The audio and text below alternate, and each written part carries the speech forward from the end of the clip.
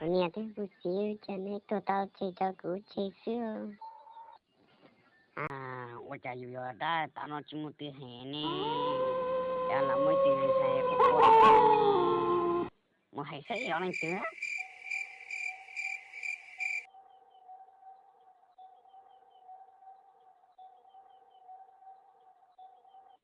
ô hệ sẽ lúc mình thế này ô cho lên tôiอยู่nè ô chính cho cáo lời tiền vừa đã xa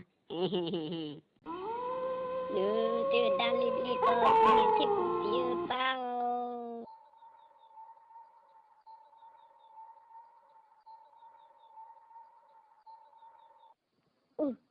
Dùng cờ có khét đau. Dùng cờ có khét đau rồi. Thôi mẹ của tôi. con nhật kia tiêu con nhớ tộc hôm tây ít con mẹ sẽ xa Ôi tiêu như tụi có tiêu xa.